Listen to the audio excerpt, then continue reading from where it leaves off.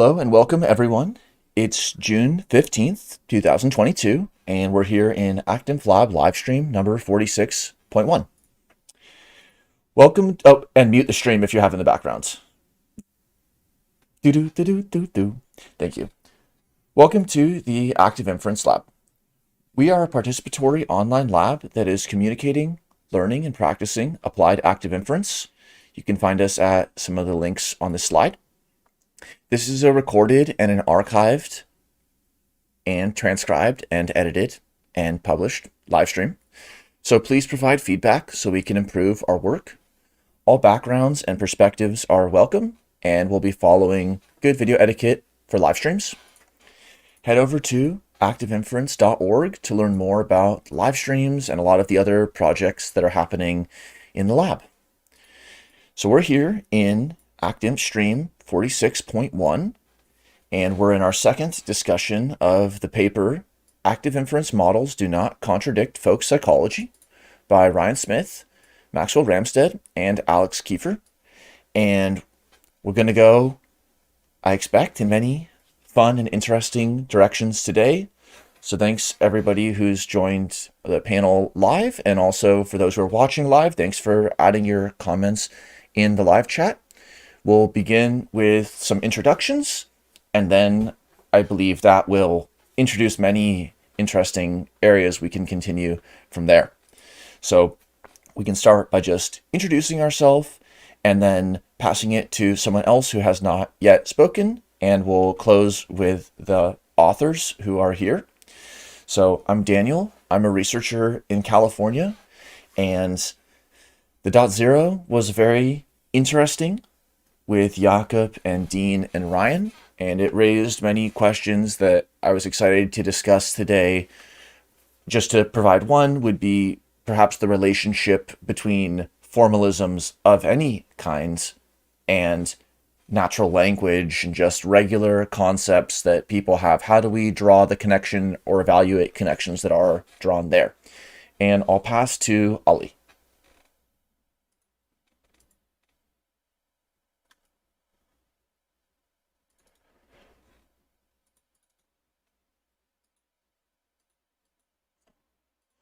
Questions I'd like to ask if they're not.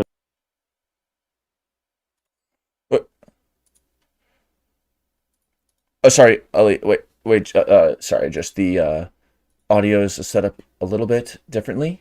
So if you could just start, you can just reintroduce, but go for it. Thank you. Okay. Is it okay now? Yes. Yes. Thank you. All right. Yeah. I'm an independent researcher from Iran. And as I said, I also have a couple of questions I'd like to ask if they're not addressed during the discussion, especially when we get to section 9 of the paper. And yeah, I'm very glad to be here. And that's it from me. And I'll pass it to Dean. Morning. My name is Dean. I'm here in Calgary. I really like this paper, which I kind of indicated in the last live stream. My curiosity, because I really don't know, is because of my background in education.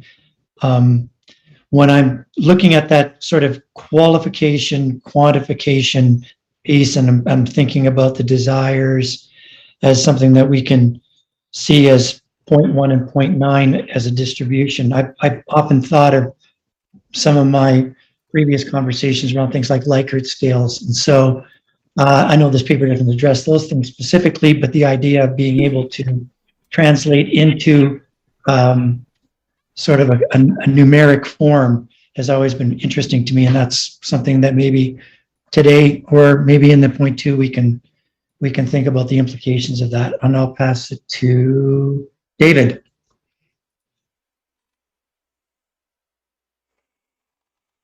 Hey, David Kelton here. Thanks for having me on. My first time here in Active Inference. I go by Duvid as a streamer. I'm a civil engineer by education and practice. I have background in linguistics and physics and psychology. I spent many years in yeshiva, rabbinic study, and have been a practicing Hindu. I'm more on the mystical side of consciousness, been studying it actively, streaming for a few years, but also the mathematical materialistic side. So this paper was very interesting, especially dealing with the sense perception related to motor control, which my perception of dualism is something that the material does actually control. So I like the model, I like the paper. I was interested in looking at some of the more philosophical and even mystical precursors. What could actually be explained? What are the assumptions being made? In this paper is definitely a good start.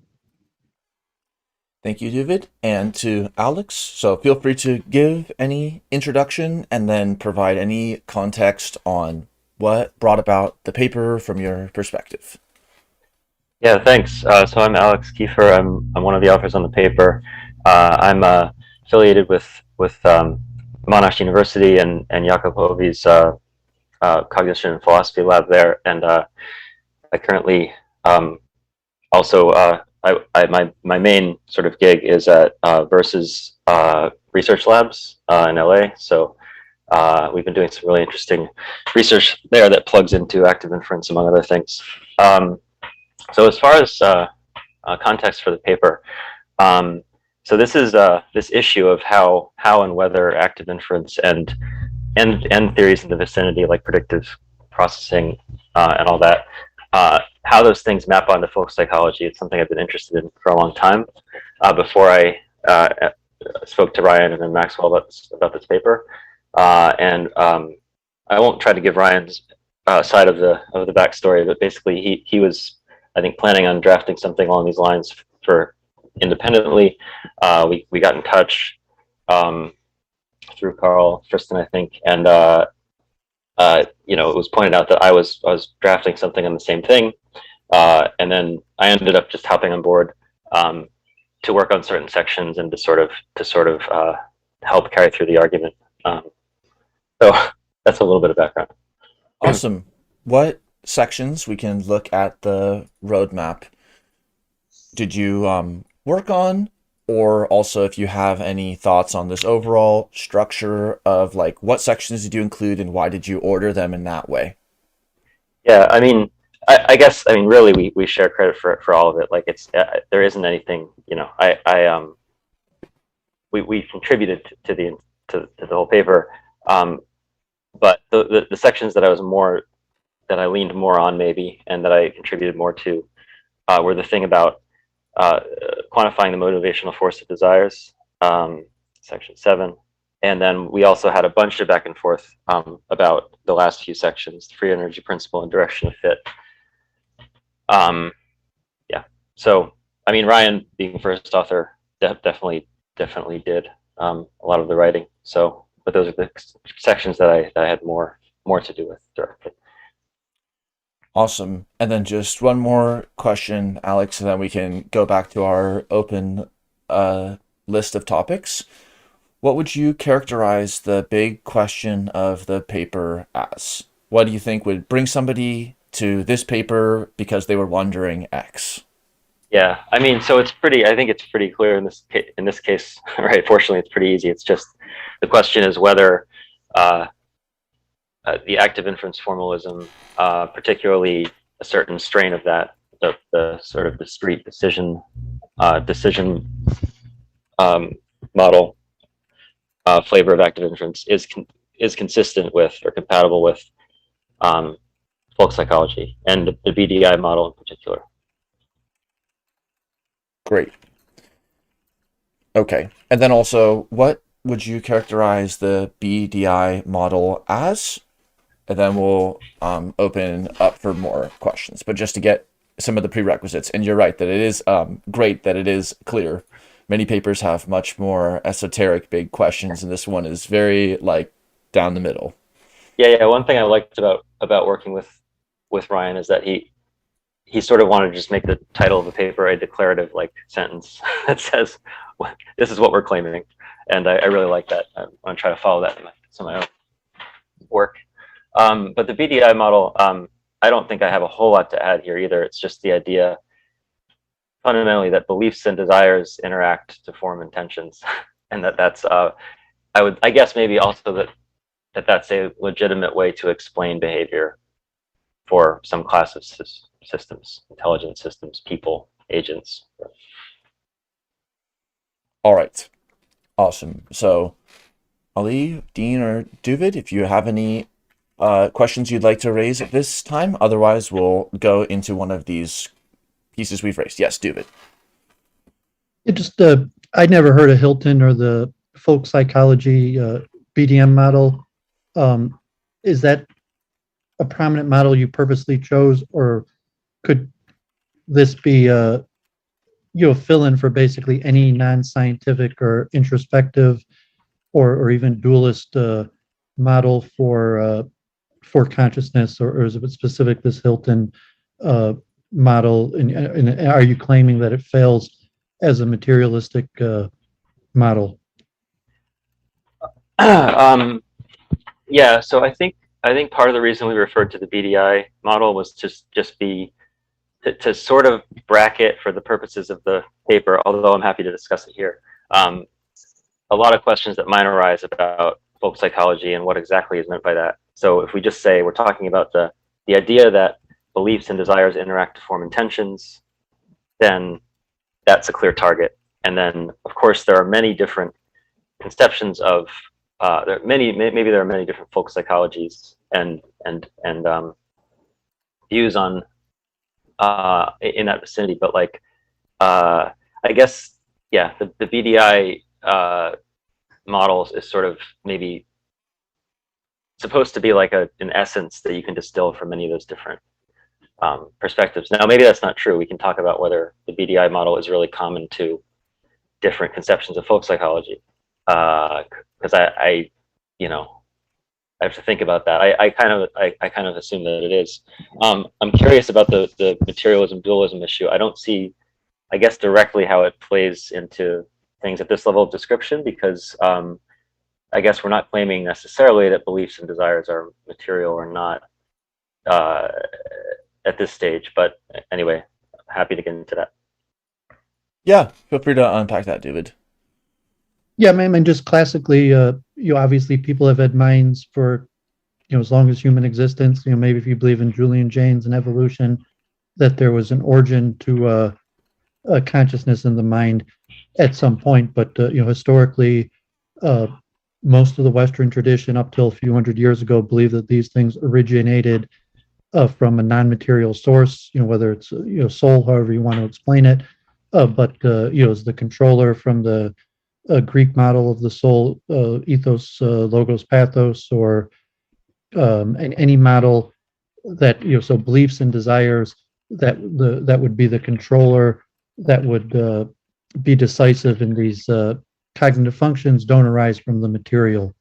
So if you have a materialistic model where you're saying that these things do in fact arise from the brain, you could say that the ancients were just incorrect, either in ascribing non-material origins to things that have material origins, or you could say they were completely incorrect in like an eliminativist perspective, that there is no such thing as belief or desire, or there is no such thing as a unified I. So as if you meant Hilton has some sort of material division. Even Freud, like even going back to Freud just 100 years ago, the question of the psyche and the subconscious, whether that has material origins or not, is unclear.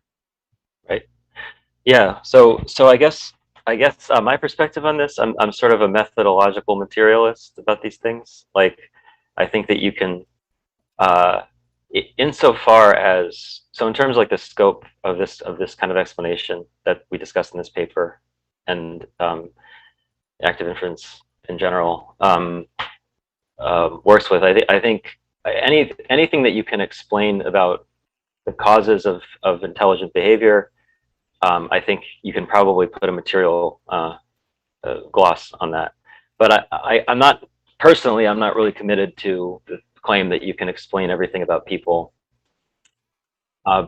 in terms of input-output mappings, But insofar as you can conceive of some function, whether cognition, perception, whatever, as a sort of input-output mapping in space of behavior, then I think you can explain it using these frameworks interpreted as descriptions of brain processes.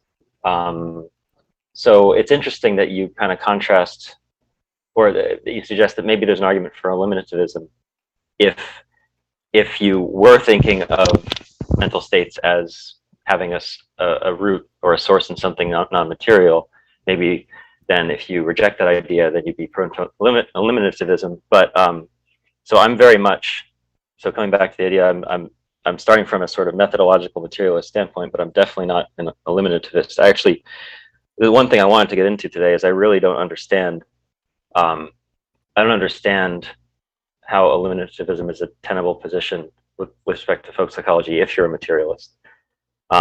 Because I think that there's just, well, I'll hold off on getting into that. But I guess I'll just one last comment on this. I think the question of whether beliefs and desires and intentions and other mental states have any non-material aspect, and the question of whether they exist and whether they should be eliminated from our ontology are distinct.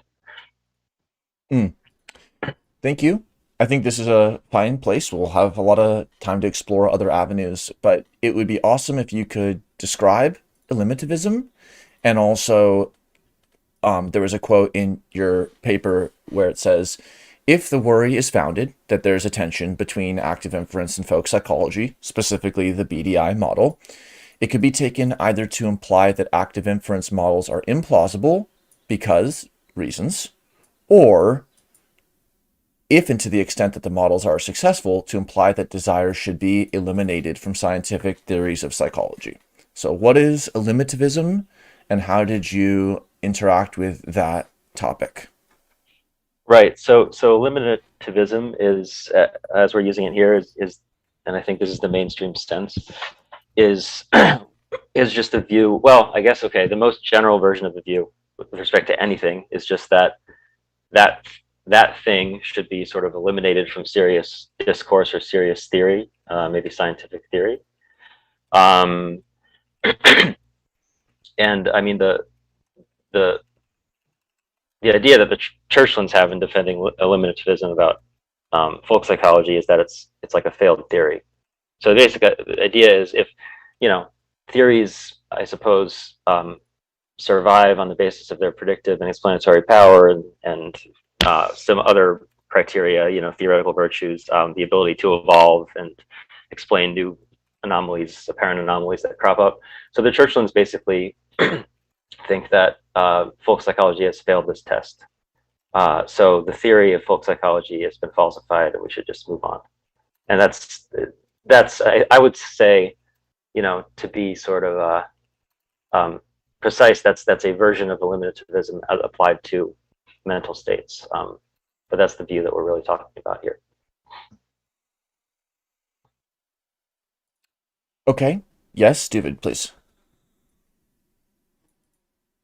Yeah, I guess there's different schools in eliminativism, but if you want to take that to consciousness studies in totality, or questions of free will, or, you know, like I mentioned, the ancient dualistic understanding of consciousness, is you could take eliminativism to consciousness in totality, that the man is a mechanistic computer, and even you know, as a mystic, I would argue possibly against the strong interpretation of active inference that it's a atheistic eliminativistic model, and you might not, you know, for philosophical reasons, not want to be eliminativists, and therefore try to defend it. But then, you know, what are the mathematics? What do your claims actually say? But yeah, I mean, the strong levels say that there is no belief, there is no desire, there is no unified I, and we're just an automaton that has some sort of threshold interaction with the environment, and whatever perception in our head that you know, we have voices in our head that might make us think that we're conscious beings, might make us think that we have self control, or, you know, beliefs, or even free will, are essentially illusions of the mind that have nothing to do with our actions. I could just, how do I do follow up? This is the Author's privilege. Yes. Well, great. Yeah, it's a good question, how consciousness fits into this picture, and I'm not sure whether the version of eliminativism that I took myself to be targeting here includes consciousness or not. It's mostly been a view that's focused on the idea of discrete mental states that play these functional roles, beliefs and desires and so forth. So yeah, I definitely think there's further questions about that.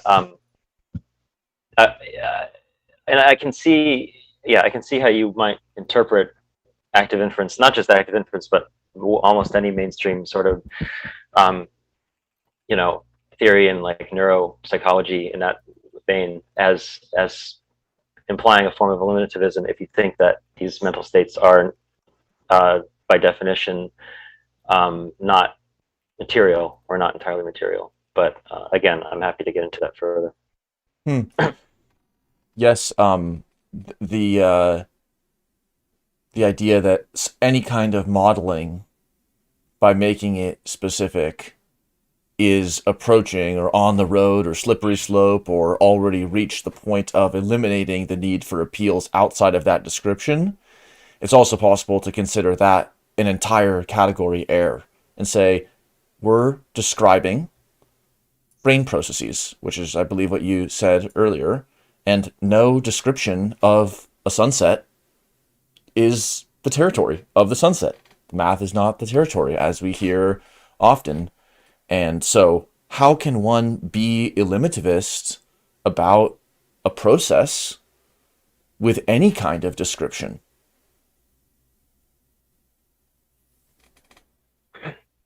Whether it's predictive processing or active inference or any other kind of model. Yeah. I raise my hand here. I'll just raise my actual hand. Yeah, I mean, another thing consistent with what you just said that I should bring up here is that, I mean, strictly speaking, I suppose active inference isn't committed to these being directly descriptions of brain processes. They're sort of computational models of decision-making processes with beliefs and all that. And of course, if you take there's this whole background of the free energy principle and all that links this to physics and the physical nature of systems. And I tend to read these models as pretty transparently mapping onto brain processes, but it's not necessarily the case that you need to be committed to that interpretation of these processes as material processes when you use active inference to describe some system at the psychological level. And there's, of course, still a lot of question about how the psychological description maps onto the physical description, which I have views about, but it's an open question. Awesome. Dean, and then Ali. So in the paper itself on page 7, I think there's a paragraph that kind of refers to all of this that we've been talking about. I'll just quote it. The relationship between conscious and unconscious computation therefore remains an open question. That said, some specific DAI models have been used to describe higher level cognitive processes that can generate conscious beliefs and verbal reports, and then it says who the authors are. In these cases, the inferential prediction error minimization process can still be seen as subpersonal or unconscious, but the resulting beliefs and decisions themselves are assumed to enter awareness. As a general rule, however, subpersonal processes in DAI should not be expected to map one-to-one with consciously accessible or personal level processes. Great. So I've copied that up on the slides. And Dean, what do you think that spoke to, or what made you want to share that? I think the first author and the other authors were essentially saying, let's make sure that we don't try to conflate things here, that we focus in on what we're trying to do here, which is point to the potential of these formalisms explaining something if a person can self-report. If they can't, there's still aspects of this that might apply, but I think they were just trying to clarify exactly what they were pointing to and not pointing to. And Ryan Smith has made clearly a line of research, as well as multiple live streams and exhortations on social media about this distinction that one can take a cognitive modeling approach of report behavior. Did you see that or not? And that can be very clearly, although subtly, distinguished from the actual awareness of seeing something. It's not the same thing to have report behavior as it is to have the experiential underpinning. They're potentially adjacent questions, or there's a space that they're linked in a meaningful way, but it's quite possible to blanket, literally, one's uncertainty about the question of experience, even in a visual or a multimodal way, from the question of, well, let's just say we had the animal or the computer program in the chair, and now we're making a cognitive model of its report behavior. Different question than, can the report behavior model be one and the same as what is actually happening? Because there could be an interleaving stage where they just choose to lie, or all these other kinds of interesting things happening. Ali? Yeah, and just as a brief side note, I think the term folk psychology here can also be related to the distinction made by Wilfrid Sellars between manifest image and the scientific image of human beings. And the manifest image being our understanding of ourselves as personal and social beings, and obviously the scientific image speaks for itself. So I think the term folk psychology can possibly be equivalent to this manifest image of ourselves. And yeah, that's just a side note I wanted to share. How do you see that, Alex? Yeah, I'd almost agree. I would just say maybe I don't think I would say folk psychology is equivalent to the manifest image, but I think it might be a part of it, which is probably nitpicking, but there just might be more to the manifest image of ourselves than just folk psychology. But anyway, I basically agree. Yeah.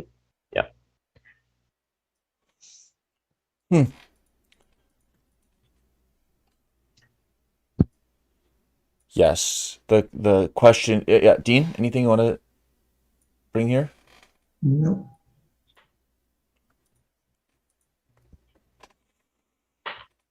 This reminds me of with the conversations we've had on linguistics, how there's one view on language as a entity like out there, body of knowledge, and then there's also the person's self-constructed sense of language. And they only have a partial subset of the words, or they use them in a certain way.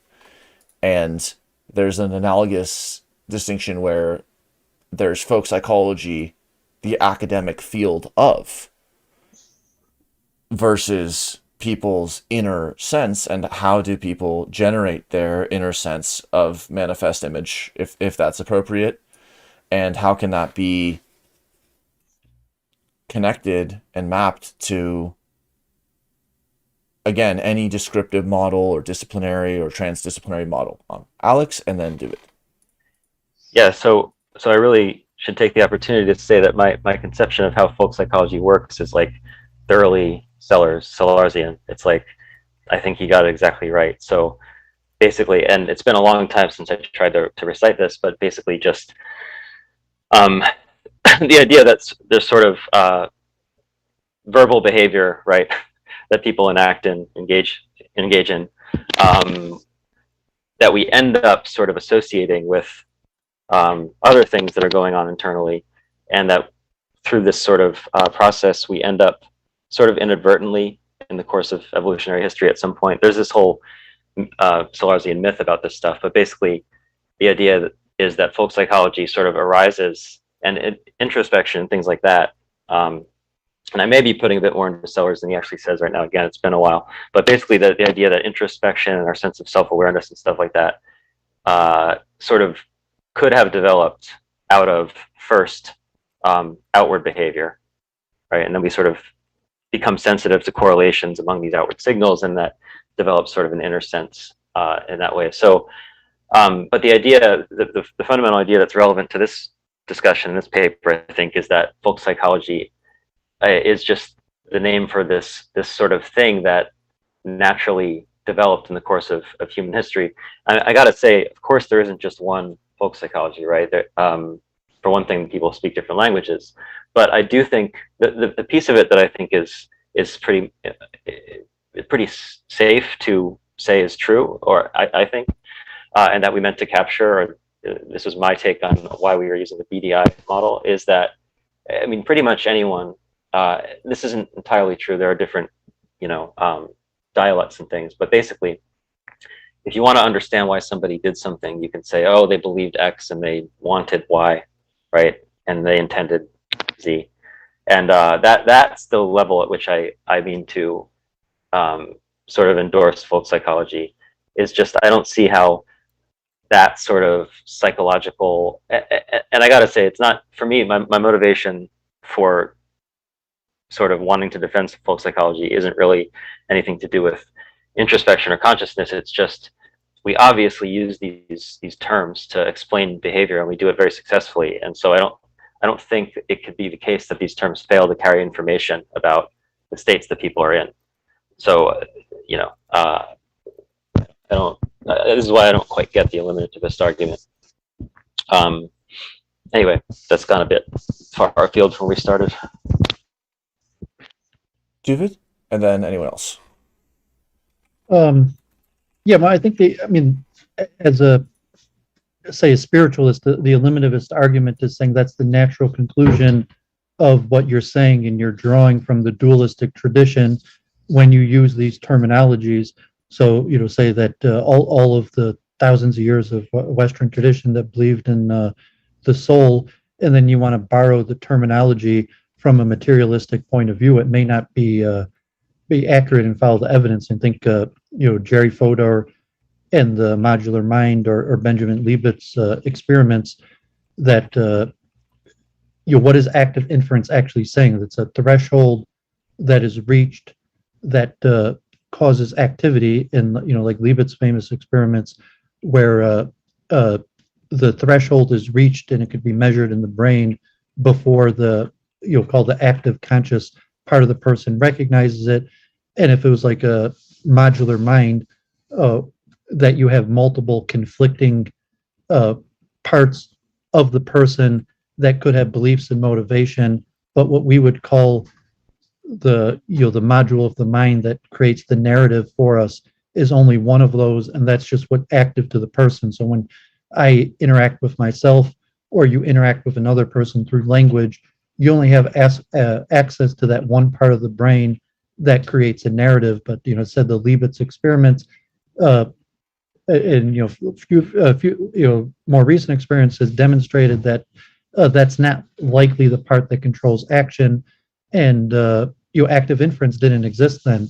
I mean, Bayesian mechanics did, but you're saying it's a threshold, and there's all sorts of things that cause a person's threshold to be reached, and active inference could potentially model that. And then if even you put in your paper that you could include things like if you want to call beliefs or desires as higher order rules. So even at the point there may not be a mechanistic understanding of what's the origin or how these higher order rules operate, but it would be some sort of free energy principles, some sort of mathematical reduction of a threshold being reached, where the sum totality of conscious and subconscious factors cause the action, and even the person ourselves through introspection isn't going to have full access to that. If I can just respond here, I think first of all, just to be respectful to my co-authors, I should say, because I might get into my own views here, which they don't necessarily share, that's all. But I should say, I think this paper is really targeted at explaining the connections potentially, or clarifying the connections between folk psychology, whatever its implications, right? Even whether folk psychology carries implications of soul type things because of its roots, maybe it does, but anyway, it's trying to clarify the connections between active inference as just as sort of a formal theory of decision making and folk psychology. So anyway, it's neutral technically on the issue of whether active inference is true or is an exhaustive or true description of what we are and what we do. I don't know, maybe there's still an issue there if you really think that folk psychology, that the very terms of folk psychology carry dualistic implications, and if you think that active inference carries materialistic implications, then there's still a problem, I guess. I guess I don't really know if I agree with either of those, but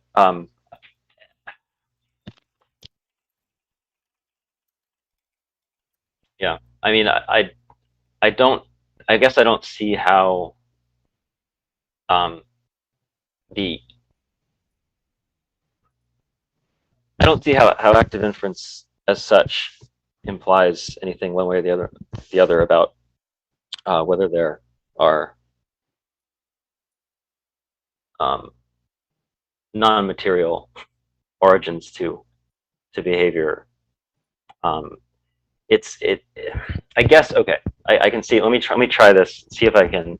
I'm just trying to see if I get your argument, David. So it's like, we're saying that active inference, or let's say active inference as a framework, says that this is how decisions happen. You do a search over policies, which are these discrete things, and you figure out the expected free energy, which has to do with comparing sensory data to expected sensory data. And I guess if you think all of those components are pieces of a material thing, right? They're all beliefs or desires or something like that, which you take to be. I mean, actually, I think I can answer this. Sorry, I realize I'm not doing the best job of this right now, but at least I'm getting. This is difficult. I'm glad you're bringing this stuff up, because this gets quite challenging. But I think so active inference is this theory of well, DAI is this theory of discrete decision making that appeals to this, to these distributions, or things that are like distributions, right? A belief distribution and a desire or a preference distribution.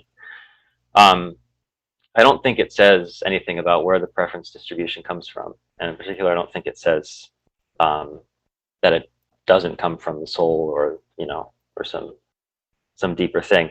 So that switched from me trying to rationally reconstruct your argument to me trying to rebut it. Sorry about that, but I'm just trying to make some progress.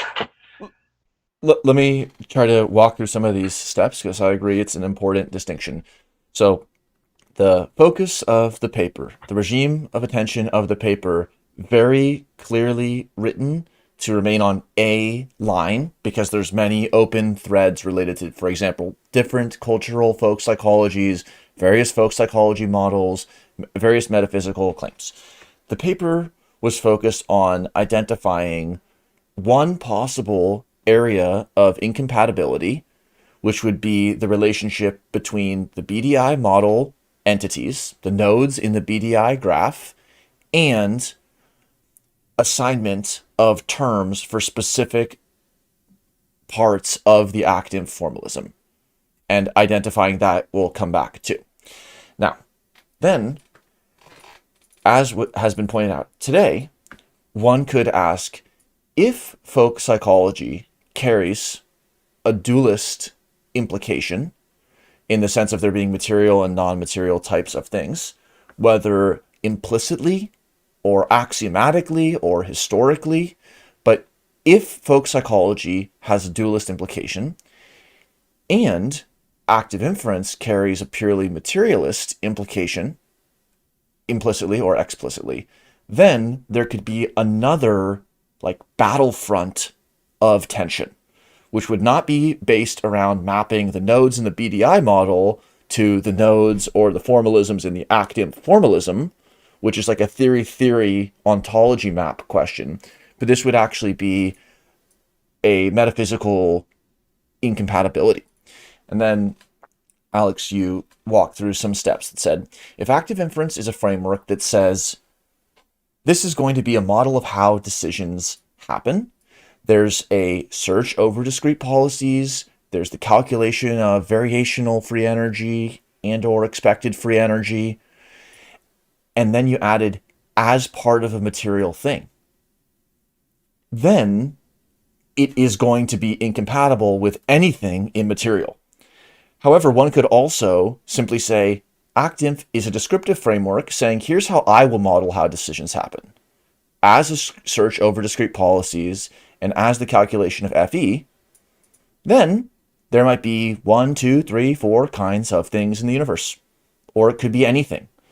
But this is where the materialism enters, is actually as a clause in the assumptions of that string, rather than materialism arising as a consequence of the neutral, descriptive, formal basis of the framework. What do you think about that, Alex? Yeah, thanks. Thanks, Daniel, for articulating that so well. I think that's basically right. And just as a specific example, even if you go so far as to think that you can map this formalism onto brain states, you don't have to think that brain states get their status as desires or beliefs just from their material constitution, right? I mean, if you believe that free will arises in microtubules, for example, or something. I don't know how that works, that theory, by the way. I don't mean to disparage it either. I don't know how it works, but I'm using it as an example. Maybe you think that free will kind of somehow bubbles up through this free will at smaller scales or something, right? So I just don't think that even if we take this as a description of the brain, that we're committed to anything so heavy as materialism. Thanks, Alex. David? Yeah, man, I appreciate your research. I'm not here to like debate dualism here. I just saying that if we could recognize what are the assumptions or axioms, so you have questions, and that's why I liked your focus on motor control connected to sense perception. So if there's your perception of a unified I, and even like Daniel in his research on ants or something like that, okay, there's David, Alex, Daniel, all the panelists, Ali and Dean, that are talking to each other. We might refer to ourselves as a name, but is there a unified I? And so okay, that's an axiom that is based on a dualistic tradition that may or may not be accurate. And if you say, well, there's a sum total of forces that are limited through the free energy principle that we refer to as unified I that makes decisions, but that's more a lexical misnomer. And even if you think Daniel's research in ants or something like that, a question like, is there a unified ant that avoids death, that tries to survive? Why does the ant have some sort of will to live? And if I argue that that's also non-materialistic, the ant's will to live, or that there's a unified force. So, I mean, you could have a materialistic explanation like higher order rules and just leave it that I believe that these higher order rules stem from genetics or some sort of parallel, I call it reverse anthropomorphization of machine learning, where an ant has some sort of will to survive, and therefore, if you try to step on an ant, it's going to move the other direction or something like that. But is there actually unified force in the ant that is telling it to survive, that causes it to act in a unified way? Or is it just the free energy principle and a reduction of all of the various sense perceptions so if we are using these axioms from a dualistic perspective, like specifically I'll call the unified I, that makes more sense as a non-material force that chooses, the I that's not my body chooses to make this action. And so if active inference is saying, no, it's a sum total of sense perception, some sort of higher order rules that are acquired through a combination of genetics and other machine-like processes that we use the language description as I, but the mathematics is really saying that's not really accurate. And Alex, to you, and I'll also just recall way back when, in 2222222, when we discussed your paper, Psychophysical Identity and Free Energy, which very directly tackles this question of identity, materialism, physicalism, various other processes. Just want to drop that note, and feel free to reply there. Yeah, that's great. The reason I get so excited about this stuff is that I care about it, and I definitely don't take like a sort of default materialist position on this stuff. So I guess, I mean, overall, David, like my view here is sort of about the self, and the self, and the self with a capital S, maybe in some like Buddhist type traditions. I'm actually a fairly far on the mystical end of the spectrum myself, and for that reason, I don't expect. Now, I'm sorry, this is maybe not addressing what you said in all its nuance, but basically, the gist of how I see this is, you shouldn't expect that thing, the really special thing that we don't want to eliminate. You shouldn't expect it to show up in our descriptions of things, because you can't describe it anyway. It's transcendent. So, even if the brain is identical with the mind, insofar as we can describe the mind isn't identical with the mind insofar as we can describe the mind, right? It's the thing, it's the big self that we can't ever pin down with words. And actually, out of respect for that thing, I am happy for it not to show up in the descriptions that we give of how the material stuff works, or even how anything works, right? Because insofar as you can reduce it to a description, it's not that thing. Thanks, Alex. And to kind of add some thoughts there, the paper clearly delineates two variants or applications of the active inference formalism, which is MAI, motor active inference, and DAI, decision active inference. And the two theories differ in at least two important ways. These two applications of the frameworks differ in at least two important ways. The first is the phenomena that they are targeting to describe, whether discrete decision-making and planning behavior, or whether motor behavior. And then there's the question of discrete and continuous modeling. And so for reasons of biology and historical precedent, the motor models have come from the continuous category, while many of the decision-making models, which often map onto things that are legitimately categorical in the world, like a T-maze or a planning or a sentence generation task, has a discreteness or a categoricalness to its basis. And that made me think about linear regression, as I really like to think about, because in the history of linear regressions, no one said, you used a linear regression to model the stimuli intensity and the behavioral response, so you think people are a linear regression? And this is another mathematical formalism that in some ways, although I'm happy to also update my model on this, is able to be interpreted, but not the only interpretation, as having an equal epistemic claim to the territory as a linear model, because they're formalisms. And the least squares error in a linear regression, that which fits, which is not the only norm one could choose, but whatever function is used as the imperative to fit that linear regression, could be playing an analogous role to like the calculation of variational free energy. It could be purely understood as a modeling heuristic that's used to make statistical comparisons within a model.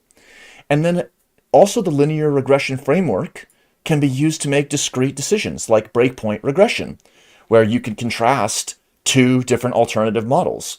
And you can say, is it more consistent with one regression, or is it possible that there's some breakpoint, a two parameter model that we're going to identify? And so I try to always be thinking like, we're on the freeway, and here's the ActInf framework, and here's the linear regression framework. And if there's going to be some claim about active inference or free energy principle at all, about what the formalism means, I always like jumping from car to car and thinking, would people, or do they, or have they said that about linear regression? And if they can't, there better be a good reason why they can't. For example, people who are committed to taking an interpretation of the territory based upon anything of the ActInf map, do they think that that is something that's true of all different statistical modeling frameworks, and they'd apply that to a linear regression? Or is there something different in the active inference formalisms that legitimize or warrant that kind of a interpretation beyond the linear regression? That was the first point.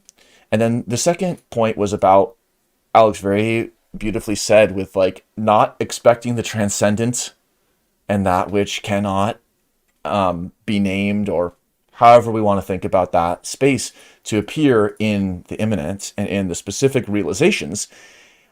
I think it's very important that the axioms are stated in self-contained scientific argumentation and rhetoric, although unstated axioms come in at least two types. One are the secret axioms that you made and snuck in. Like, we didn't mention this issue, but we're going to use it as if it was an axiom in our deployment of a broader argument later in section 9. Alternatively, an issue might not be addressed because the argument is agnostic or orthogonal or blanketed with respect to that axiom. Like, you didn't mention what color shirt you're wearing because not you're going to use it and slip it into the argument later, but rather that the argument being made is uncorrelated or is not related to the shirt color. So I think that the potentially even aware avoidance of the metaphysical baggage precursor exploration in this paper is not to say that the issues are unimportant, as various other work by all the authors actually speaks to, but rather that this can be understood as a specific sequence of thoughts and rhetoric and symbols that update belief on the relatively narrow, although still quite broad, question of whether the concepts, categories of B, D, and I can map to aspects of the ActInf framework, just like the linear regression slope could be mapped onto the concept influence of X on Y. Not that that still wouldn't have some ability to be critiqued in the future or nuanced by future modeling, but you could just say the linear regression model is not inconsistent, does not contradict, not that it proves, but it does not contradict folk regressionology. So active inference models do not contradict folk psychology. Linear regression models do not contradict or negate folk causal inference. Anything that's going to break beyond that epistemic map is going to need to make a special case beyond people have interpreted this way, or somebody who wasn't paying attention might make the mistake of believing X. So sorry for the extended piece there, but I think there's so many important aspects that this paper either guides us on and also takes us to a vista of. Dean? I'm not going to be able to articulate it as clearly as you just did, but here's my thing. So coming at the paper with my background, my question ended up being, so if we're going to compare something that adds two things up, a belief and a desire, and out pops an intention. And then last week with with Brian on here, we started moving to the idea that with expected free energy, the ability to see the discrete, the difference between the ambiguous and the risk, was a difference. So it's not an adding up to come to some conclusion. It was an actual knowing that we want to try to move things that are apart closer together. And so from the standpoint of writing the paper, now the question is, can those things work in concert? Can one approach which says these things add up and then we behave accordingly work at the same time as this other way of quantifying, which says there's a variational part that we're trying to minimize and there's an expected part that we're trying to juggle as well. And so I think when you get to the closer to the end of the paper and you talk about the world to mind and the mind to world, that isn't necessarily always additive.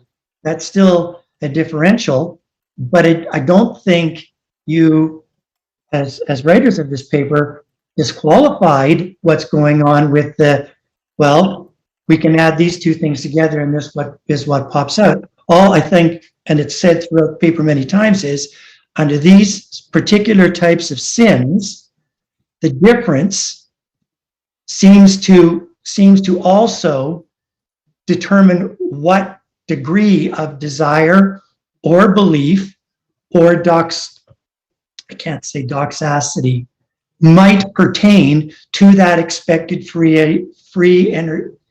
expected free energy difference.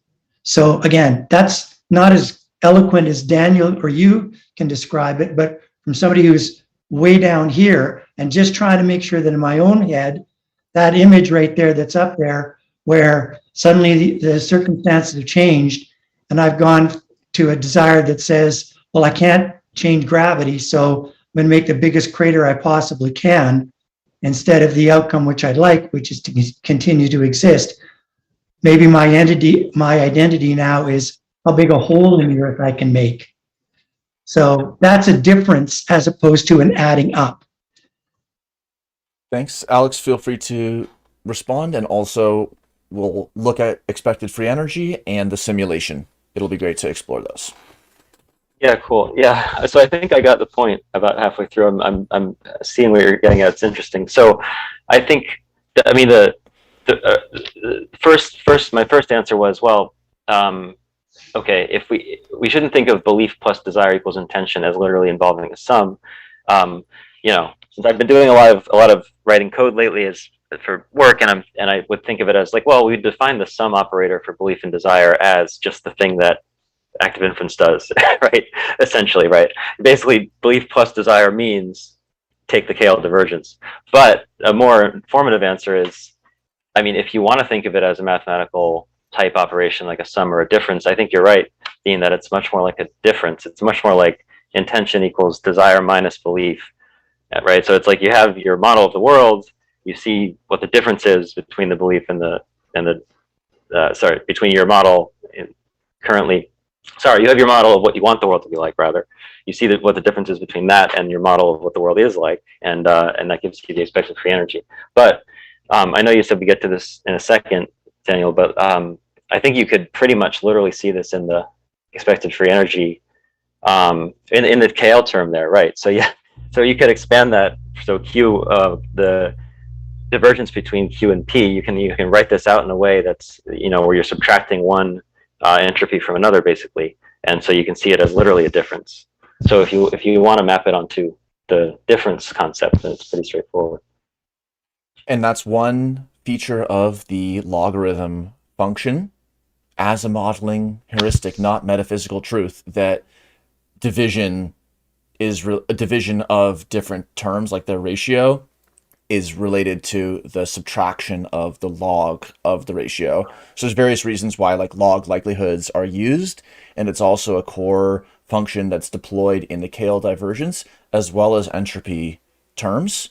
And then just, yes, David, but just to get through the variables here, it's written out in the paper, but a KL divergence is describing a divergence, not a distance, between what are on the two sides of the double line. And this is the Q variational distribution of observations over a time horizon conditioned upon policy, which serves also a very important function heuristically, especially in the discrete case. And the divergence between that, observations conditioned on policy, and the posterior distribution on observations through time. So just that's what's in the KL term. And we explore this also more in the dot zero, and we can return to it as well. But just wanted to clarify, like, and contextualize this to some of our early discussions. Like, this is the y equals mx plus b of this framework, and the least squares is like fitting the minimum of something. And so again, to go beyond the interpretation of linear modeling here, not that this is a linear model, requires sometimes describing this, either the specifics of this model and how it differs, or taking a vaster, potentially extremely untenable position about the naive interpretation of variables in arbitrary equations, which I think is fair to say is an untenable position, which puts the onus of people making metaphysical interpretations or claims about this line into a place where the specifics of this line must be addressed. Dean, and then David. Just real quick, I think for me, it's hard to determine whether or not a relationship or a diversion or the difference is material or not. And so for me, sometimes that just depends. Sometimes I can actually see the edges of the relationship, and sometimes it's very, very fluid, and it's hard to determine whether or not there's something material about that. And that's actually baked into this formula too. So I don't know what others think about that, but I mean, there is an aspect of this that is written in, but I don't know if we can actually lock it down and say that that thing, that relationship there is actually material or not. So. Thanks, Dean. David? Yeah, I think the active, just looking at it as a statistical model could be used to model any higher order rules with a feedback mechanism, whether the origins of them are material or not. So we don't have to, go numerical around talking about what's the origin of these higher order rules. And I was just thinking the phenomena of folk psychology applying to humans and the belief, desire, intention model. If we were looking at a simpler model, like obviously, Daniel studied ants, but at what level is there sense perception and motor control, and does that need a controller? Is it just a pure feedback mechanism like action reaction, and their decision is made based on higher order rules that I don't know if you'd consider an ant if you just simplify it like eat, survive, and even if an ant doesn't have reproduce, if you eliminate like an ant colony where only the queen reproduces, and possibly in humans, you could say the only difference between a human and the ant is you add the reproduce, but you have these higher order rules of basically survive, and maybe there's only one higher order rule, or maybe you want to give a whole bunch of higher order rules, and then you define that in your free energy principle, like, okay, so you have the sense perception, and then you have the movement, and so how you define the variables in the feedback mechanism, the active inference mathematical framework could model it no matter how you define it. And this thing also, obviously we're focusing on humans, but it might be more simplified to focus on the most simplified species, even plants, maybe that they don't have a survive instinct, that they have some sort of survive instinct, but like insect that could try to survive. If I try to squash an insect, it's going to move in order to try to survive. And it's a clear example of sense perception. The insect senses me, trying to kill it, God forbid, and then moves out of the way. What exactly caused it? And so you're just going to hypothesize, well, of course it has some sort of survival instinct, and the sensory perception feeds into its motor control movement, versus if it's just seeking food, or like a Maslow hierarchy of needs. And I like the terminology, if we're anthropomorphizing, the ant, or are we reverse anthropomorphizing the machine? That the fact is, in terms of sense perception, motor control, we understand how the robot computer works much better than the mind. And so are the active inference equations really more suited to machine learning, robotic automation, and then where you reverse anthropomorphizing that to the human mind. But certainly the equations are valuable because largely they could be interchanged and defined how you want them to. Thanks. I'll connect some ant thoughts to the skydiver. So Dean has returned to this example of the skydiver as being like, well, if I can't change gravity, my policies, whether mental attention policies, prey or no prey, do this motor behavior or do this speech behavior, which is a motor behavior as well, conditioned on policy, I'm not going to be able to influence gravity. And then once updates their prior that also conditioned upon various action policies, they're not going to be able to open a functional parachute, then there's this discrete shift, as you've described, to like making the biggest crater. And hearing about the ants over the years, it makes me think about folk biology. like the notion that people have in terms of their received understanding that there is like a drive to survive or a drive to reproduce or a drive to do various numbers of things. It's almost like the BDI of evolutionary biology or of ecology. And I'm thinking about the case where a nestmate is out foraging for the colony, and then they're being like messed with by somebody with like a magnifying glass or being touching them. And at first it's like evading. Now that behavior looks a lot like a solitary insect that might be trying to evade and survive, ostensibly to reproduce and increase like its individual offspring, if one is still within the folk biological realm. And then it's like there's a switch where the nestmate is actually like, no, the evolutionary unit is the colony, and so it goes for the biggest crater possible. And that's even embodied in the anatomy of some insects, for example, with a hooked stinger, where they're committing six-legged death to compose a broader high fitness entity at the colony scale. And so that's like a behavioral shift from trying to open the individual nestmate parachute to make the biggest crater on the attacker possible for the good of the colony. And that, no matter how hard you try to map that to the behavior of a solitary insect, will be along a potentially didactic or interesting, but ultimately facetious route, because the colony is the evolutionary unit for these obligately eusocial species. And so one will be scratching their head at various of the behaviors. And that's why the value of a descriptive framework is so important, because we're able to describe various computational quantities and not be inconsistent or contradicting folk ant psychology, while also remaining absolutely impartial to questions of what ants think, for example. And so we can have computational representations of ant decision-making and cognition, perception, cognition, action, impact, and we can link it to natural language descriptions through the active inference ontology, as well as through potentially other ontologies like ant folk psychology.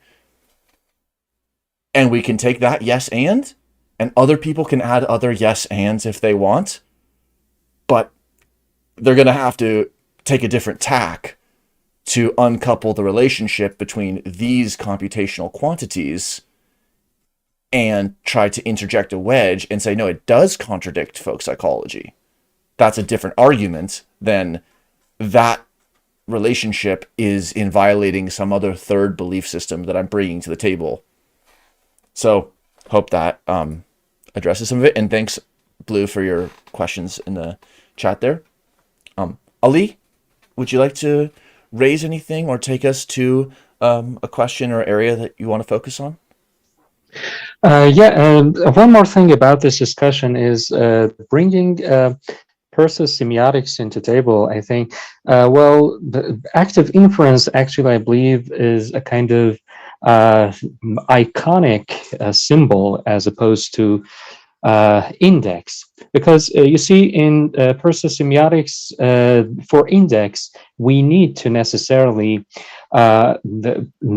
allow some kind of a causal relationship between the symbol and the index. But for icons, we only need to have some isomorphic similarities. Not to say similarity, because similarity is a very vague term, but some isomorphism between the symbol and the icon. So ideally, active inference is a kind of, let's say, structure preserving mapping between the behavior and the model. So I guess if we could differentiate between icons and indices, some of these, at least, confusions could potentially be well resolved.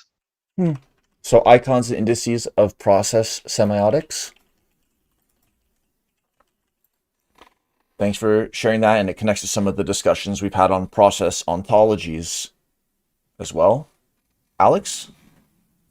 Yeah, just really quickly, I mean, I gotta say, I don't know that much about process semiotics, but that way of thinking of active inference and of theories in general as like iconic representations is pretty much how I think of theories, and how, I mean, in the most recent thing I published with Jakob Hovey, we basically said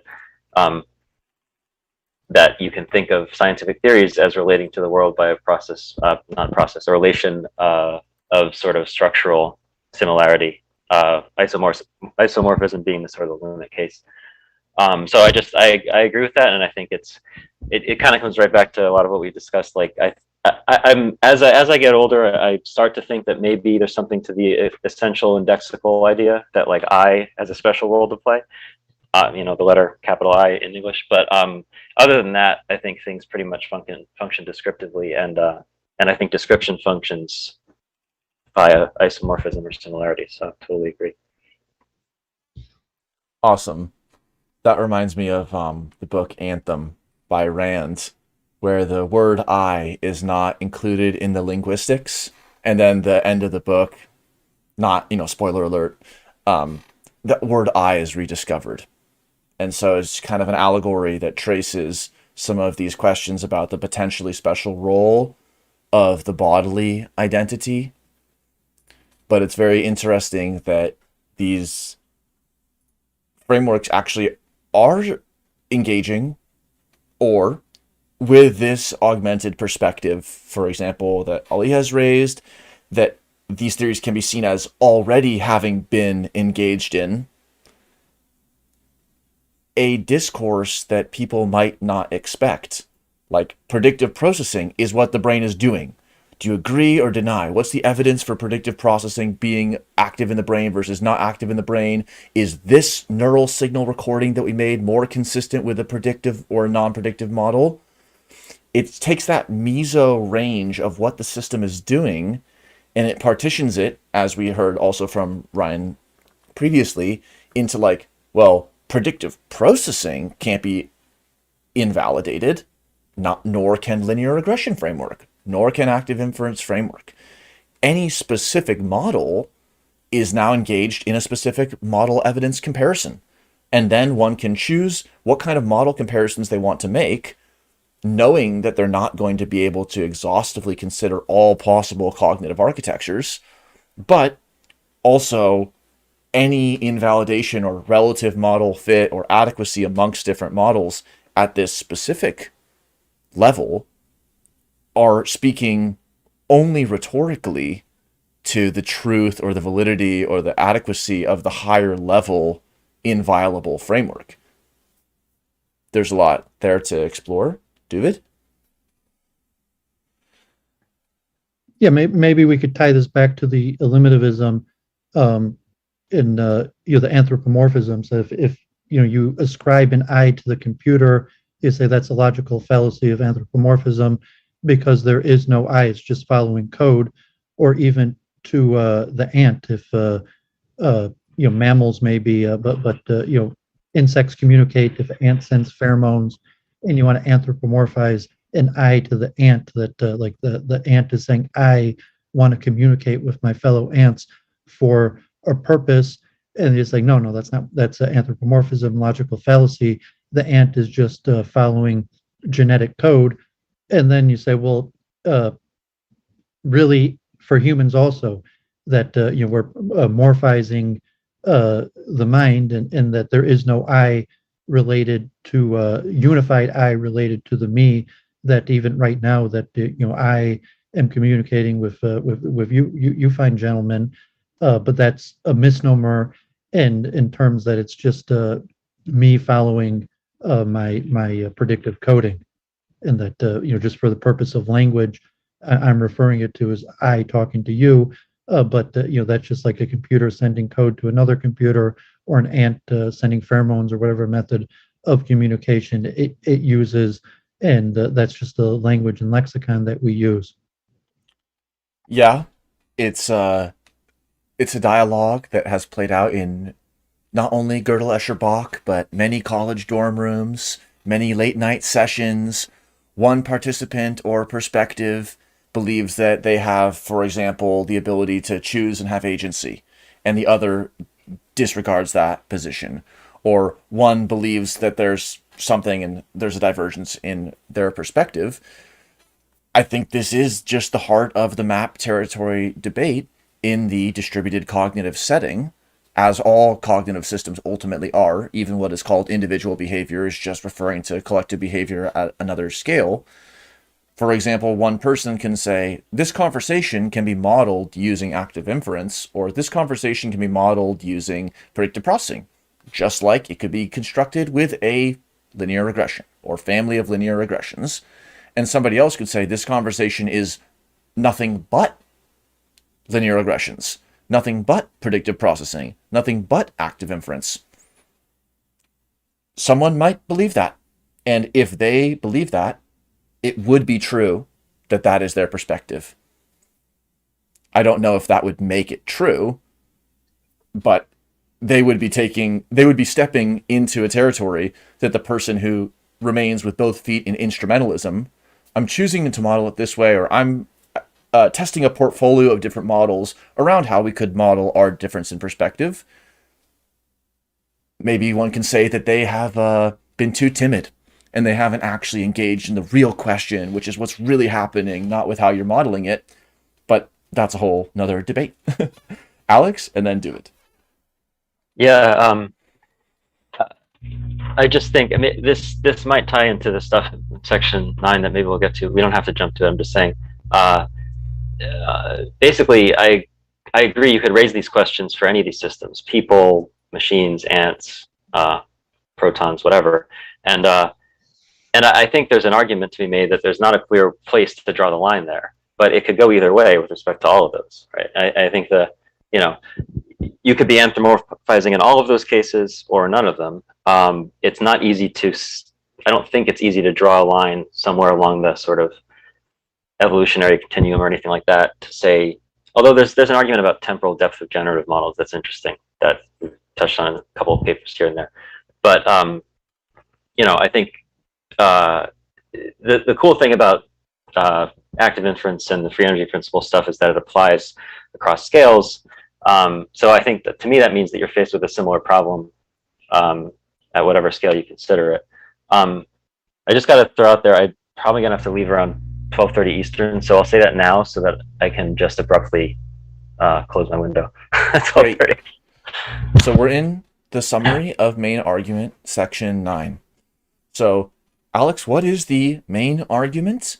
And also, in the contexts and audiences that you've presented it in, how do you feel like it lands, or what cognitive updates are you aiming to achieve with this argument as constructed and communicated? Is this section 9? I think I actually may have meant section 8, but sorry. Okay, section 8, desires and affective states. Oh, no, let me see. I meant 10. Okay. I don't want to totally bypass your question. I just think 9 is kind of a summary of the argument thus far. So. All right. How about 10? Let's talk about direction of fit. Yeah. So I mean, the sort of the point here was just that this certainly is relevant to a lot of what we've been discussing. There's a straightforward way to generalize this beyond systems that you would necessarily intuitively describe as having beliefs and desires. And we can just talk about any system that's described by active inference by this framework, or that's describable accurately by this framework. You can talk about the difference between Q and P. And this, I think, also ties into some of the work that Maxwell Ramstead has done on just the idea that, the generative model is sort of a representation, or it's sort of a representation embodied by the system, if it's a representation. We still disagree about that. Anyway, the generative model and the approximate recognition model are sort of always there, even if you apply these frameworks to describe very simple systems. And you can see something desire-like or belief-like in those. And we just remain very neutral on that in this paper, on the question whether there really are beliefs and desires in these sort of extended cases. By extended, I mean not necessarily paradigmatic, right? So if beliefs and desires paradigmatically apply to like people, and then maybe to ants, and I would say definitely to dogs, then this stuff in section 10 is about what you can say without necessarily committing to beliefs and desires in the edge cases. But you can still say that there's at least an ingredient of beliefs and desires, which is a direction of fit. That sums it up. So how could this be used in one case for a human entity in the folk psychological way, and in another case for some entity that people would maybe say that type of folk psychology would be inadmissible for? I mean, as far as how it could be used in the case of people that have beliefs and desires, or that we think do, I think it's pretty straightforward, right? It's just saying, well, any kind of folk psychological explanation you can give of a person's behavior, you can, it's consistent with the description of that person in terms of active inference. I guess then the only question is, like, in the case of a system that might be not clearly that you wouldn't necessarily think of as having a psychology in the same sense, what kinds of things would you want to say about it? I think there's an example that made it into the paper about, like, a plant reaching towards the light or something, or it's sort of these simpler sort of feedback systems, right? Where there's like a set point, and the thing is approaching the set point. You could still think of the prior distribution as having a world to mind direction of fit, right? Because it's the piece of the system that brings it about that that things change, so that distribution describes reality. Yeah. So yeah, and so you still have those. So that's one example. I don't know, maybe like a bacterium following some kind of nutrient gradient or something. I don't really know about that stuff, but that's another example that you could ascribe directions of fit to that creature. And I don't. Okay, my last thought on this. I don't know why it would be useful to do that necessarily. I don't know. There might be reasons in studying these systems that you want to. But if you did want to do it, you could understand it from the framework. Just some brief thoughts, and then Ali. So first, there's a paper of Calvo and Friston, 2017, which is specifically applying predictive processing and ActInf to the vegetative case. And I think from the perspective of behavioral analysis, there's also precedent in the 1989 paper, Framework for Plant Behavior by Silvertown and Gordon. So suffice to say that plants are included within this cognitivist modeling perspective. And then it made me think about how the surprise, the self-information, is an energy function. It's what dampens the spring. And so maybe could you say, like, the heavier ball with folk ball psychology? The heavier ball wants to drop faster, or it wants to make a bigger crater, or all these other things. Just, again, it doesn't have the agency to want otherwise, given the initial conditions and the rules of physics in that situation. But it's exactly like a person wanting to make a small hole in the paper or wanting to make a big hole, and then realizing that intention would be analogous to an energy functional being reduced by some kind of purely physical system, which does, again, hint towards some of the potentially non-materialist implications, legacy, that do slip in to different encultured conversations around mind. Yes, Alex, any last thoughts on that? Just real quick, yeah, on the ball example. I mean, I think there is a sense, of course, in which this framework applies, but I think, if anything, the ball wouldn't have a desire, or the system involving the ball might, though, right? So, because the term that would pull the ball towards the ground or whatever wouldn't really be in the makeup of the ball. It would be and so whether that larger system has a proto belief or desire, I don't know. Ali, and again, Alex, feel free to depart whenever, but Ali, go for it. Well, yeah, I'm not sure if we have enough time to get into this question. I mean, if not, we can discuss it in the .2, but I had a question about the aesthetic experience and the pleasure or positive valence we get from engaging with works of art. In particular, I'm talking about unexpected plot twists in movies or novels, or different kinds of intentional ambiguities in some artworks. For instance, the works of M.C. Escher and his impossible geometries will immediately come to mind. And the sense of excitement and joy they tend to induce in the audience.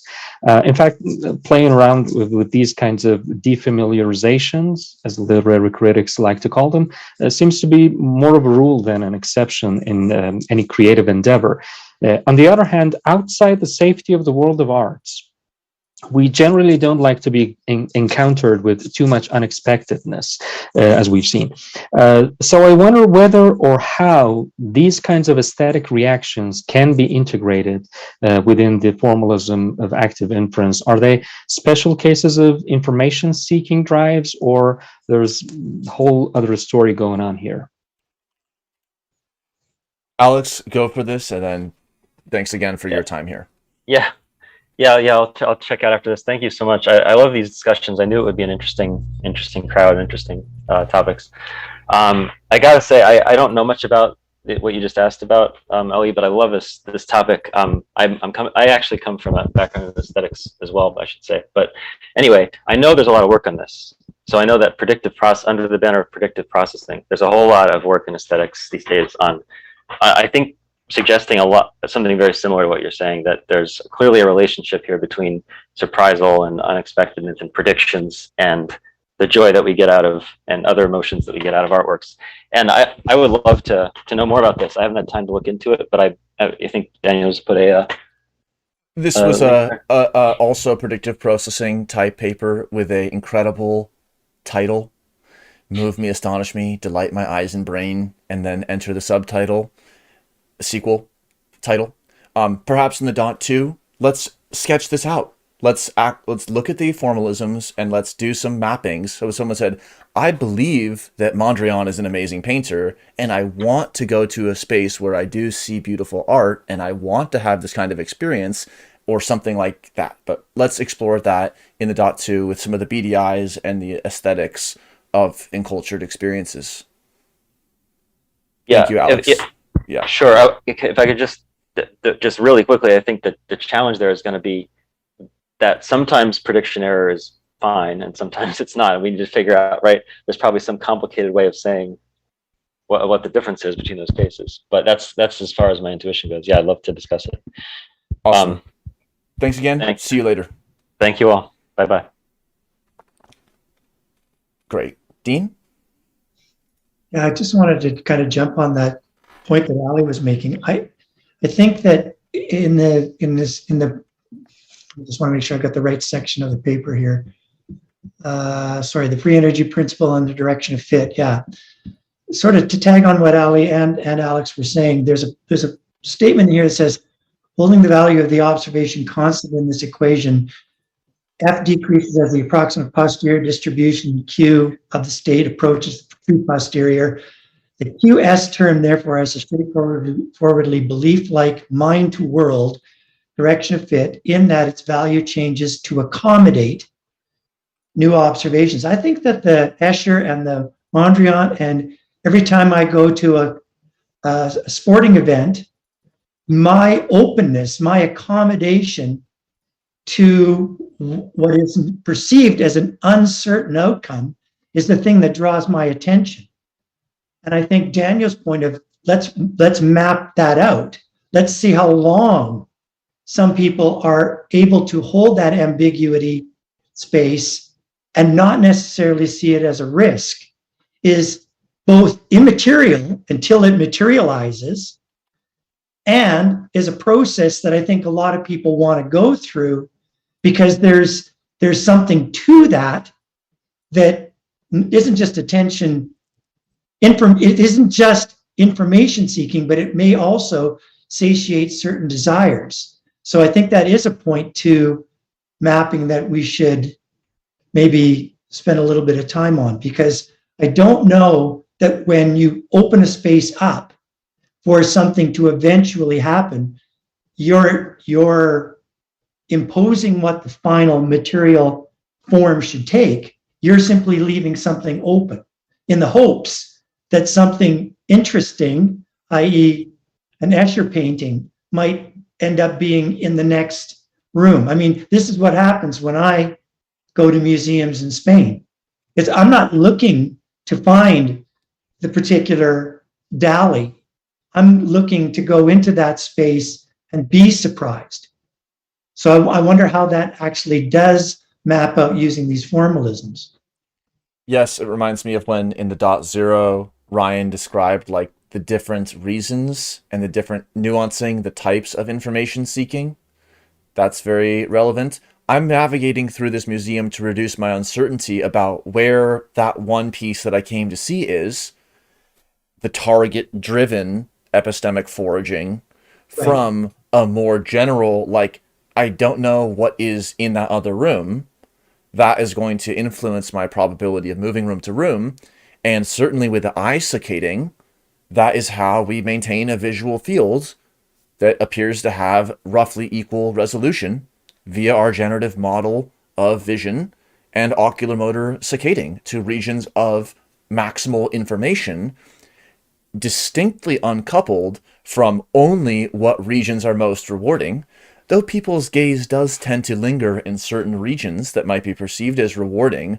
That isn't the only imperative, and that's why it's so special and relevant to have a cross-system and multi-scale behavioral modeling framework like active inference that helps us understand the pure static field, eyes trying to latch on to anything mode, from the gaze on a candle flame during meditation or one region of particular beauty in another visual scene.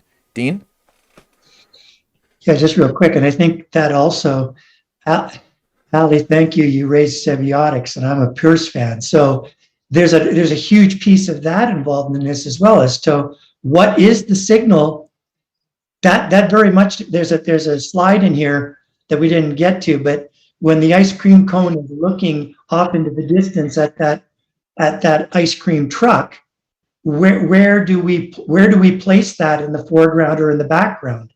And that has I think that plays a huge part in the role of the third person now looking at the observer, looking at the observer, and getting that sort of recursive aspect involved in this as well. So again, I don't know how that, we'll borrow Daniel's sense of how to be able to map that as a 9-1 or as a 3-7, and then maybe put it on a Likert scale, because I think all of that kind of is a potential way for this to sort of make a sense. I wasn't bringing up with Alex the idea that like literally beliefs and desires add up to intentions. I was sort of saying that tongue in cheek just to be able to show the difference when something is discrete and how we try to bring them together.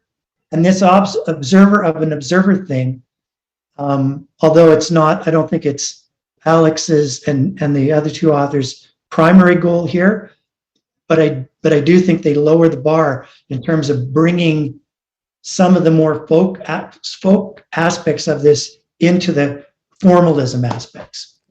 Yes, and it was a very clever and interesting response, which is, it depends on what is meant by addition. What does it mean for Dean plus Ali? Does that mean they're both going to stand on a scale and we're measuring their mass? Does it mean that we're going to stack them head to toe and then consider the length? Does it mean that they're going to interact in a certain context? Does it mean we're going to blend them up? I mean, there isn't an intrinsic definition to what the addition operator or any operator means in a formal system. And so it opens up the idea that we could have whether specific symbols or just here's how we're using this symbol here, and use that to refer to relatively potentially complex and multi-step operations, or operations that can be phrased in multi-step. For example, a multiplication on the processor might happen in a different way than somebody is cognitively thinking about it, but that is, as the title hints, not contradictory. Not that one validates or encompasses or proves the other, but there's so many things that are not contradictory. And active inference may be contradictory of certain things. Let's make a list. What is active inference contradictory of? What is folk psychology contradicting of? And we can make all of that mapping in the right knowledge management system. And the claim of the article, as I guess Ryan's imperative was to make this claim that as they've operationalized both, active inference models do not contradict folk psychology, and that's quite an interesting claim. Dean? Yeah, just real quick, I think, Daniel, your point is, I'm rephrasing it from my own view, which is you raise a lot of different joint probabilities that by their nature are arbitrary. And I think that's important to keep in mind. This leaves open the possibility of looking at things a variety of different ways. Yeah, and just to speak to the joint probability density. So the joint probability density in the Bayesian modeling approach is like where there's a comma. So instead of A conditioned on B, it's like the joint distribution of A and B. Right. Why A and B? Why not B and Y? Why not these three? And so there's always something like a periphery that the model comes from, and we can be blanketed off from it, and that actually serves as a scientific and really meta-scientific way to have rigor and accessibility potentially of the models, to respect when we're in the regime of attention of a model, what kinds of claims can or cannot be supported, what kinds of contradictions are or are not tenable to make, and then also have the yes and with respecting that joint distribution was not handed down from on high. It is not the only possible joint distribution that could have been selected. And so we can separate off, how did these real researchers in this real situation come to focus on that phenomena and pick this joint distribution from conditioned on the joint distribution? What was the actual conversation and consequences and modeling they performed? David?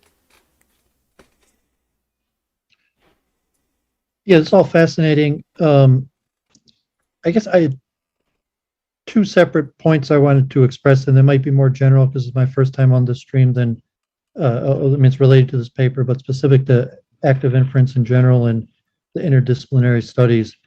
My streaming partner, Jennifer Scharf, calls herself Church of Entropy. We've been 3 years now talking about consciousness, and I showed her the free energy principle, and she immediately said that isn't that just the least action principle? And I mean, it's not directly related to this paper, but I could see that in terms of my second point, what I'll call goal-directed behavior in general. And if you want to say that there's only one motivating force in active inference, and that's the free energy principle, which is basically a restating of the least action principle. And then I had a second point. I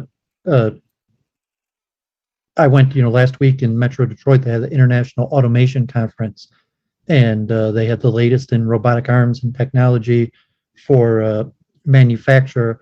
And they had on display, a lot of what we'll call sense perception and motor control, specifically robotic arms that don't just repeat the same action or even have like a sensor embedded when, but have an embedded sensor of a camera that will recognize the object and then create a set of rules in order to tell the robotic arm the best trajectory in order to pick up the object. And then in terms of like old school manufacture, where it would just been taking an object and setting it in one place, where it actually has some level of machine learning intelligence where it could intelligently design where to put the object in terms of like stacking boxes, where it could, the algorithm of the computer could determine what's the best way to stack the objects and then control the robotic arm to do that. And if it's like, so for humans, just on the pure level of sense perception, has goal-directed behavior. How do I, if we have 100 million cones and rods in our eye, how do we direct our physical capabilities of sense perception to perceive the environment?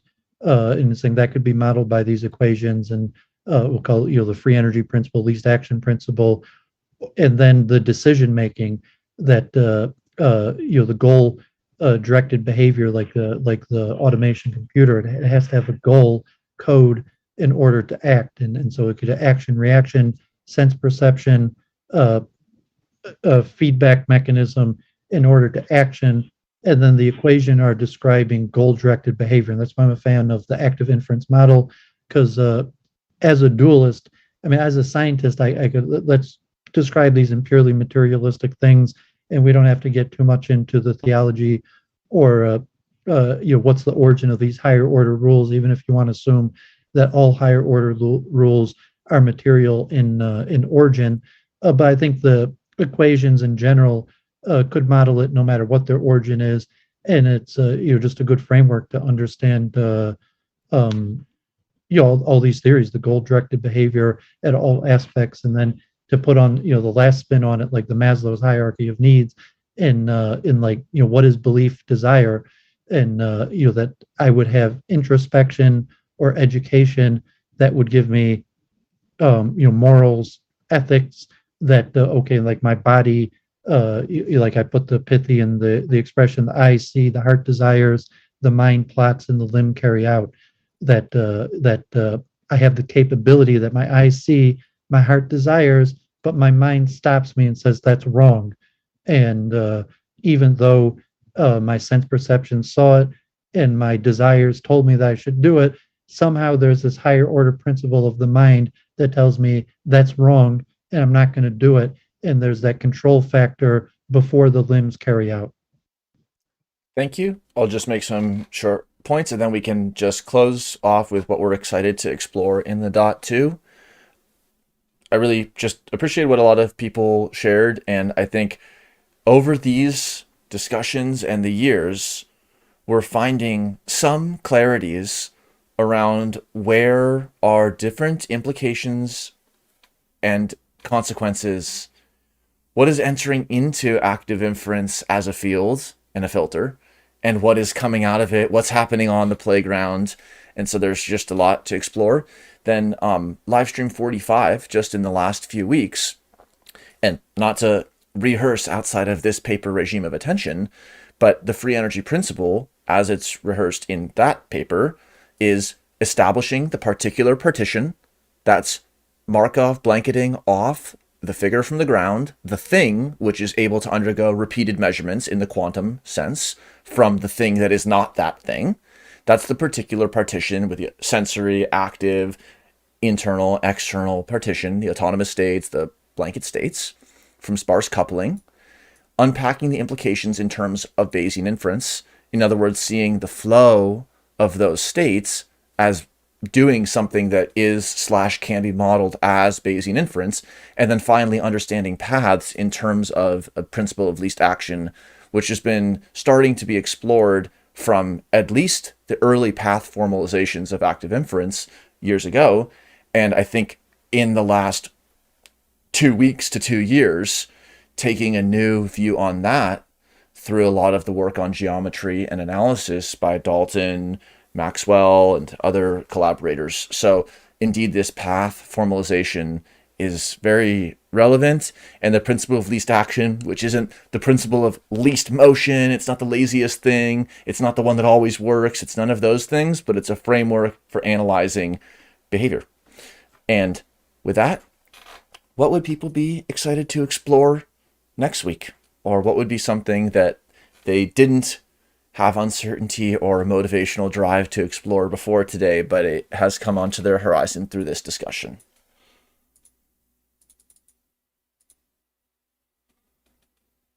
Yes, Ali, then Dean, and David. Well, it was a really fascinating discussion, and I thank you all for bringing such interesting topics onto the table. But I'm very much looking forward to that too, and I also had a couple of questions. I'm interested in exploring the phenomenological aspects of folk psychology, especially belief and desire, and also the relation of DAI to abnormal psychology, which is just briefly touched on in the paper, but not in detail.